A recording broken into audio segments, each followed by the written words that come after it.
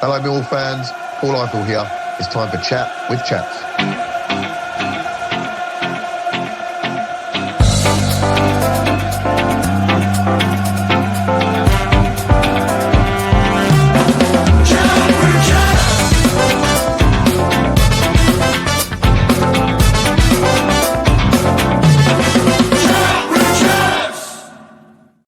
Post-match analysis for Chat with Chaps, sponsored by Spectrum VR, where it's just finished at the Den.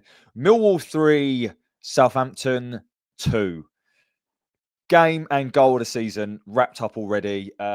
Just a wonderful advert, wasn't it, for Championship football? Two very good sides. Two, in my opinion, top six sides. They'll be there or thereabouts based on today's performance. And we come out on top and I personally think we deserved it. I really do, particularly with the dodgy penalty, which we'll come on to. But just a tremendous performance when you consider we're playing a very expensively assembled team that is in very good form, that are dispatching teams with ease, scoring loads of goals, high on confidence.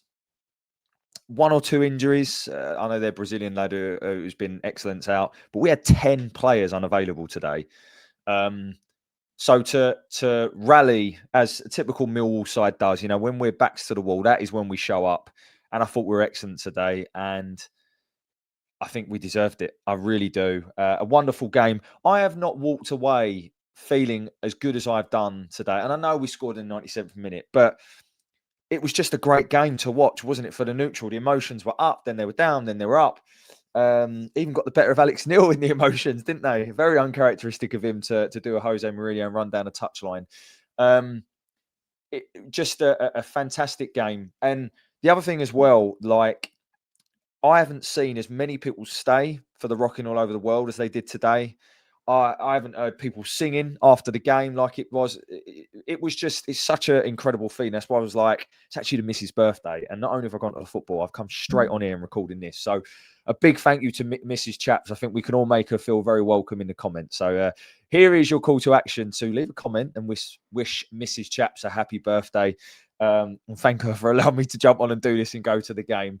And also, if you are new to the channel or you're a Southampton fan, everything we do is for cancer research. So even if you don't like us, and I'm sure you don't right now, giving us a subscribe, you know that it is all going to a good cause. Speaking of that, I want to say a massive thank you to David Sims, who spoke to Stephen after the game and donated. So we'll make sure that reflects online. So thank you, David. Really sorry to hear of your father's battle with cancer. And thank you we're wishing him all the best, of course, and thank you for being an avid listener. Also, really nice to speak to Harry as well at the game today. I think I sat next to you and your family. Sorry about that. My microphone decided to stop working, so hopefully this records. I'm praying it is. But I was just saying, nice of you, Harry, to come over and have a chat at the end of the game. Another thing I want to point out, I believe, and I've tried to fact check this, but someone in the comments certainly can. I think that is the first time we have come from behind at home in the league to win a game since 2021, when we came from behind to beat Stoke, I believe.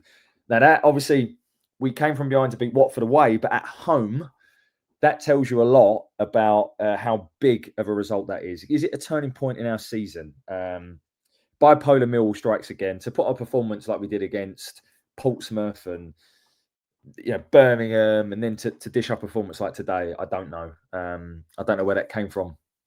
And I believe the first time we've beaten Southampton at the Den since 1977. And to top that all off, we're only 19 points now from safety. Right, let's do as we always do and start with the lineup. So in goal, Max Crocombe. At right back, Tristan Crammer moving to right back.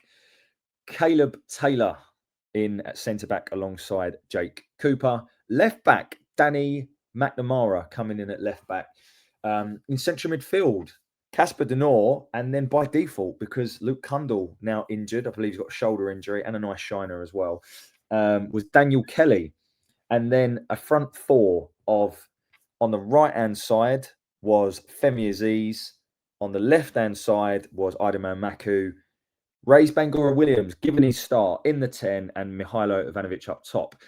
Considering how many injuries we got, the bench, we had Langstaff on the bench, we had Negley. Obviously, Lovelace was a surprise to see him on the bench, so he came on. But, not a bad lineup, to be fair. Obviously, Southampton, very expensively assembled. Adam Armstrong, always a threat at this level. Finn Azaz, what did they pay Middlesbrough for him? Was it 8, 9, 10 million? Tom Fellows, I'm sure they paid 6, 7, 8 million for him. Obviously, the Brazilian lad was not available. Ryan Manning at left back. It's Wood at centre half, Taylor Harwood Bellis. They've got all sorts of names, really. Joe Rebo will come on. But what I'm saying is regardless of where they are in the table, I think if you base it on the last sort of 5 or 6 games, they're certainly trending upwards. And I think you saw that today. They were a very, very good side, and it took a lot to beat them. But how did the cracking game of football start? Well, I felt the first 10 minutes was out of the blocks. From both teams, it was, and as the whole game was, it was so high intensity, so end to end. We have a decent chance with Emaku on 4 minutes. We then have another chance where Emaku does really well on 8. Great run, puts the ball in, and Mihailo Ivanovic misses it. Emaku then a minute later tries to bend it in the far corner, and that's 3 chances in 9 minutes. Then I believe they have a good effort on 10 minutes, good save, and then it's made, then it's cleared away. On 14, the corner goes all the way through from Emaku, no one there. Femi Aziz, then 20 minutes, does well to win the ball back off of Manning. He drives and a left-footed effort wide. It was quite wide in the end. From where I was sitting, it looked close, but it wasn't. Another good move on 21, and Ivanovic just can't sort his feet out. We had so many nearly moments. I would say overall on the complexion of the game, they probably created higher quality chances, but we created a lot more nearly chances, moments, balls into the box. I'm sure final third, we would have definitely won that. We won the amount of shots and the XG. Possession-wise, of course not. Southampton are very high possession side. Another chance, probably our best chance of that first half, where sort of Daniel Kelly has a shot from the edge. Mihailo just flicks it towards goal. If anything, he might have taken the sting out of the ball, but it's a good save from Gavin Bazunu on 26 minutes. They have then their best chance of the first half. 29 minutes, Cooper makes an error. They're driving into the box. Crammer just enough to sort of put him off a little bit, but without giving a penalty away. And then Max comes out, Crocombe comes out and makes himself big to make the save. We had the ball in the net on 33 minutes, but a foul was given for Caleb Taylor. He had every right to go for that. I'd love to see that one again. But yeah, we'll talk about the referee as the game goes on. Tom Fellows is then booked in after diving in the penalty area. In fairness, he didn't argue, so he must have done that. And then on 39, Casper does brilliantly to get his body in front of the ball, intercept. He then passes back to Cooper, who plays a brilliant ball down the channel for Emaku, who takes on a couple of men and wins a corner. And 43 minutes, a really good save from Max Crocombe after a deflected effort from, I think it was Armstrong, come off of Caleb Taylor. The first half was end-to-end, and I was just thinking to myself, there were kind of 3 thoughts I had in my head. The first one is, we played so bloody well in that first half, and we didn't have a goal to show for it. The second one I was thinking was RBW just wasn't in the game. And that probably carried on into the second half. I just felt that he was almost probably trying too hard, particularly off the ball. He wouldn't leave, was it Cameron Bragg? He wouldn't leave their number 48 alone, which is probably what I was instructed to do. But I felt that maybe he was overthinking that and he just wasn't in the game, RBW. Unfortunately, he certainly didn't take his chance, which I would have loved for him to have done today. And the third one was just, can we keep it up? Can we keep this intensity up? Small squad, obviously playing on Wednesday. Of course, the answer is yes, we did. And we started straight away again, 46 minutes. Emaku does superbly. He's brought down and then brought down. I've written down here. I probably need to watch this one back. Obviously, I've not seen anything, but brought down, and then Femi with a great ball into the box. It just wasn't anyone there. You know, you need Mihailo or Reyes to be onto those ones. On 47 minutes, Bazunu makes a really good save from Amaku. There's loads of scrambles in the box here, but again, we just can't make it pay. But that first sort of 2 or 3 minutes, we came out the blocks, and then there's the penalty. Now, I haven't seen it back. I can only go on what I thought based on. I mean, I'm sitting miles away, right? So if I'm wrong on this, I'll hold my hands up, right? But in my opinion, that is the sort of thing that happens in every box every week, and it never gets given. The amount of times that Cooper gets manhandled is unbelievable. Is it probably a foul? Yes, it probably is. And therefore, it's a penalty, but they never get given. And that is the frustration. You're looking for consistency here. Had we not gone on and won the game, also, you know, the corner was terrible. It was never a goal scoring opportunity, but I believe that rule doesn't matter. Yeah, I mean, they then score their penalty. 56 minutes in, the first goal of the game. Obviously, there was going to then be 4 more after that, which just shows you what a cracking second half this was.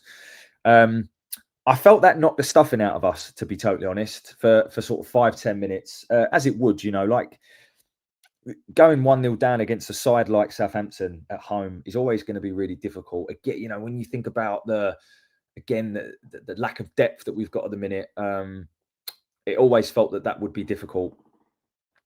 At this point, you know, the Southampton fans start to generate an atmosphere. I thought overall it was a really good atmosphere, you know, and credit to Southampton fans. You've got to give them that in terms of, you know, the whole stadium. I'm not sure about Southampton fans. I'm pretty sure you were singing Irons, which is pretty poor, to be honest, to be singing a West Ham song. I would never sing another club song. Could be wrong, but I'm sure I heard that. So yeah, not sure what all that was about. But that really knocked the stuffing out of us. And then Azaz has another chance that in theory could have sort of, you know, put the game possibly beyond us. A really good save by Max Crocombe. I'm going to talk about every player individually. But Max Crocombe, he made some good saves at really crucial times. And that was certainly one of them. Aziz, great ball into the box on 66. Mihailo gets up really well this time. And it goes just wide on 66. Then we have side netting from a corner on 70, again, Mihailo. And then 72, we get that goal. Femi Aziz plays a 1-2 with the French Maldini, Tristan Kramer. And then it's pinpoint finish into the bottom corner like an arrow. And it was just a super finish. Femi Aziz is, I mean, that's now, what is it, 6 goals in 7 games? Obviously, Oxford, he went off, same 3. In terms of games that he's... No, you can't say that because he came off today. But I went on a Southampton show in the week and I said Femi Aziz is one of the best forwards in the league. And I stand by that. He was brilliant again today. Not my man of the match, but he was brilliant today. At that point, you're thinking, we can win this game. We really, really, really can win this game. We make a couple of substitutions. Danny McNamara and Reyes Bangura Williams come off. Alfie Doughty comes on at left back and Kamil Negli comes on in the 10. A couple of minutes later, Femi Aziz then goes off. Who came on at this point? I'm kind of losing track. It wasn't Lovelace at this point, was it? Or was it? That's going to annoy me. Who was it? I'm going to have to look it up and you're just going to have to sort of talk amongst yourselves for a second because that is really going to annoy me. It was Femi Aziz come off. Ballo. Of course it was Ballo. What a wally. So Tiano Ballo comes on, who, by the way, I thought was rightly dropped because I don't think he's been very good at all recently, but we'll talk about the impact he has in a minute. And then on 81 minutes, the ball is played to Caleb Taylor, 35 yards out. The referee jumps out of the way so that it finds Caleb Taylor's big, long legs. And he just smacks it. And it is the most well-struck goal. It bends away from Bazunu into the top corner. The whole crowd, I didn't celebrate for like 10 seconds because I couldn't believe what I'd just seen our centre-back do. The whole squad gets in on the act. Alex Neil gets in on the act. Loved his post-match, by the way. I listened to that on the way home in the car, and he obviously talked about how he kind of lost his control of emotions, which I love personally because he's not a Nathan Jones. He doesn't do it every week. So the fact he said he's never done that before just tells you how invested he is. So that was fantastic. Unbelievable goal from Caleb Taylor. And, we've turned it around. We're now winning 2-1. Can we hold on? That is the question. Then Campbell Negley goes close on 84 minutes. I'd have loved Negley to get that because I feel like he needs a goal to just sort of turn it round for him. But Campbell Negley just wide after he sort of drove at the Southampton defence. Obviously, they were starting to push on quite a bit. Then on 85, Fraser does Alfie Doughty, Ryan Fraser, who come on at this point. And if you watch it back, this is a vital interception from Caleb Taylor because this is finding, I don't know if it was Armstrong or Aribo.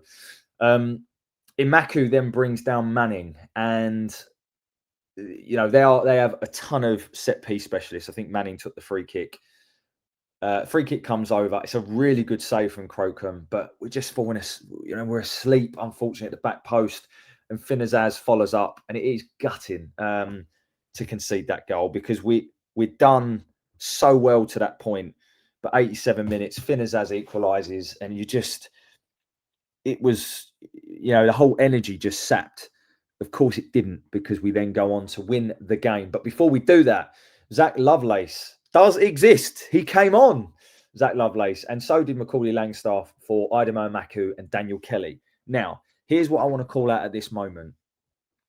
Alex Neil, tactically, has got a fair bit wrong in recent games. He got the Birmingham game wrong, for starters. I think he got the Portsmouth game wrong. But I've always said 8-9 times out of 10, he'll get it right. And today he got it right from the off, tactically. The way that we set up the press was brilliant. But what he did here, I think, needs to be given a lot of credit. So he takes off Daniel Kelly. Now, we don't have another central midfielder to bring on, but he could easily say to Negley, drop in or whatever. He doesn't. He doesn't bring another central midfielder on. What he does is gambles on the fact that actually we're going to put another forward body on. So at this point, you've got down the left-hand side, you've got Doughty, Ballow and Langstaff, which, by the way, two of them combined to get the winner.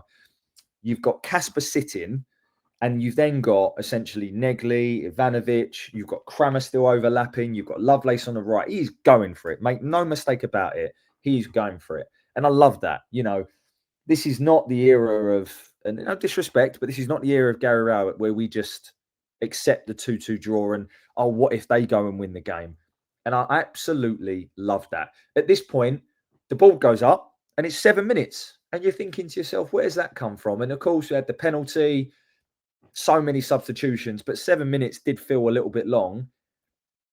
And I'm glad it was, because obviously we were to go on and score. But before we did that, there was a good ball in the box. I believe Doughty put a really good ball in. Taylor, I think it was well defended there. There was a couple of scrambles. Cooper had one off the line. We have a call for a penalty. It was all going on until finally we get the goal on 97 minutes. Langstaff, he sort of, I don't know, it sort of ricochets. And it's quite fortunate, but he does well. Langstaff does well, beats a man, finds Ballow.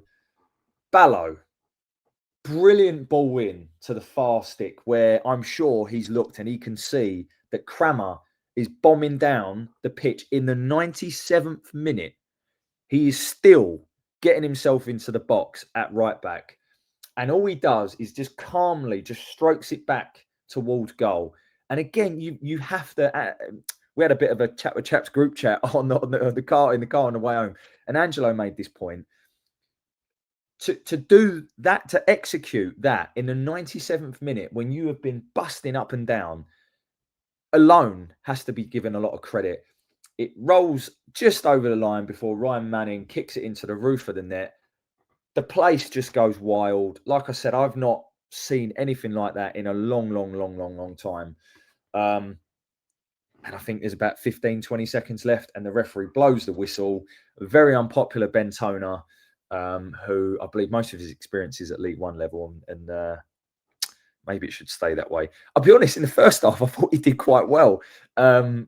But anyway, we're not here to talk about the ref. And we win the game 3-2. A fantastic game. Fantastic. If you're a neutral, that must have been a fantastic game to watch. Obviously, as a Millwall fan, it was phenomenal. And every single player comes together at the end with the fans, and everyone has to take credit for this. I want to talk about almost every player. Max Crocombe making saves at vital times. Tristan Kramer, he's got to play at right back, isn't he? I've said it on here that I genuinely think he's got a higher ceiling at right back. Is there a better right back in the league? Genuinely, is there a better right hand side in the league? Kramer and Aziz. There is no coincidence that when them two play down our right hand side, we just look class.